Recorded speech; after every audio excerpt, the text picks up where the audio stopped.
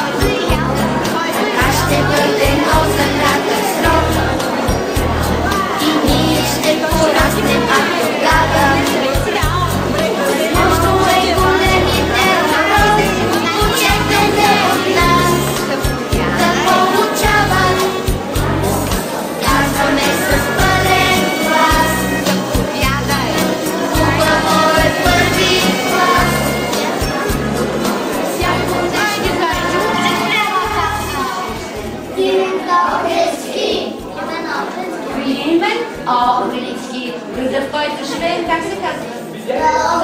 А нашата родина как се казва? България, нашата столица? София. Моля. Така. Знаете ли защо има толкова много ученици в нашето училище? Защо има толкова много деца при нас? Знаете ли? Защото нашето училище е най-хубавото на света. Защото това е училището на изкуствата, в него се танцува, в него децата се учат да изучават различни инструменти, защото в него децата се учат и да рисуват, и да пеят. Вижте колко много неща. Червената шапчица, зелената шапчица, а мечката и 7-те мечета? Има ли такава приказка? Не. А каква е? Вълкът? 7-те летоследа. Но вие много знаете, аз правилно съм преценила, когато гледах от кои детски градини идвате, че там са ви научили на толкова много неща. И така, знам, че аз да ви говоря и този час ще много неща да ви кажа, обаче тъй като и вашите родители, това ще бъде вашето неразделно другарче. Искам само да ви кажа, че докато аз говоря, никой нищо не пипа. Тези всичките учебници и всичко това, което сме сложили отдолу с госпожа Николова, така ще бъде докато си ни наред. Да, благодаря ти. Той е водич. Ще го ползваме. Така. И всичките тези неща, на които ще ви учим с госпожа Николова, вие ще ги научите много по-лесно, ще ги оцените много по-бързо, ще ги запомните много по-трайно, само тогава, когато внимавате в час. И още нещо много важно, преди да се върна отново на първите ваши учебници на докладчика. Много ви моля, има ли детенце, което съм още и понаучим, а на червено стоим и не мърдаме. А там, където няма светофари? Значи, задължително деца, гледаме наляво, гледаме надясно. Но даже колата да е далече, винаги това съм казвала, даже колата, която идва по уличното платно, се изчаква. Изчакайте, на никой няма да се скарам за това, че е закъснял, а е останал жив. Затова много ви моля, 400 деца на този 17 септември, на днешния ден, не тръгват на училище в страната. Това са 400 деца. Значи вие тук сте 9. Още 4 пъти по толкова деца, колкото бяхте в коридора. Защото тези дечица, когато госпожите са говорили, когато родителите са изисквали, са пресичали уличното платно без да се огледат. И тези 400 деца в този момент стоят в инвалидни колички или, не дай си Боже, не са живи. Затова много ви моля, много внимавайте, далече е колата, изчакайте.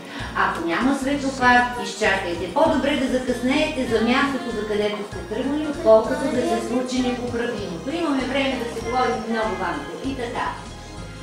Нека учебниците, богатството, това е нашето другаче, което ще ни научи да четем и въз основа на него ние ще се научим да пишем.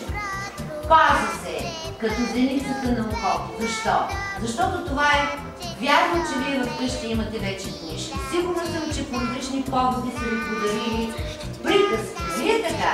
Едва ли има детенци, което вкъщи няма книжка, но много ви моля, това е вашия първи учебник. Нека той остане за спомен.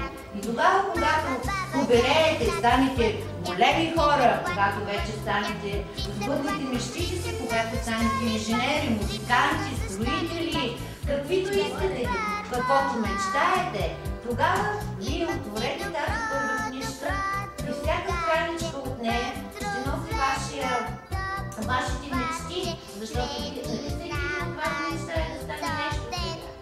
Така ли? Ти каква е смисъл? Бързо! Не си мислила ти?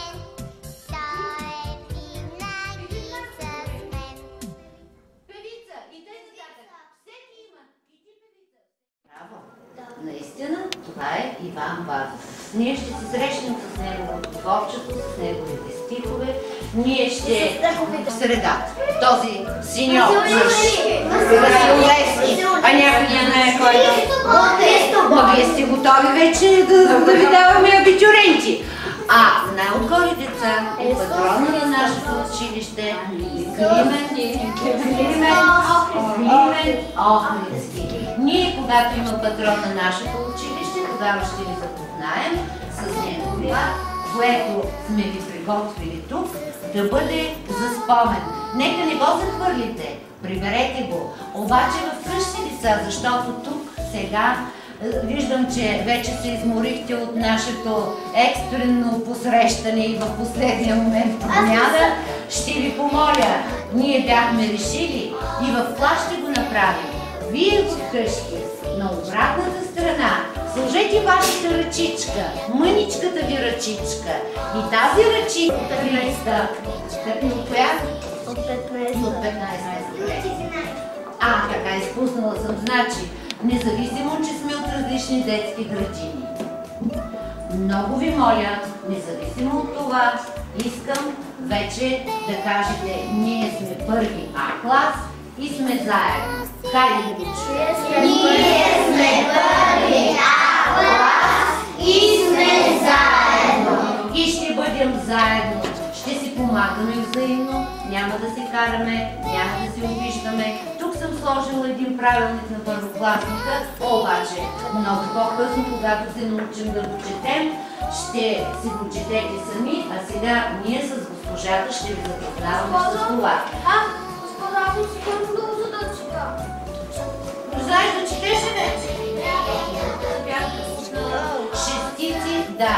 Значи пожелаваме ви само шестици, най-вече никой да не наранява никого и още нещо много важно. Никой не пипа чужда вещ. Аз утре ще ви подредя по друг начин. Няма да седите така.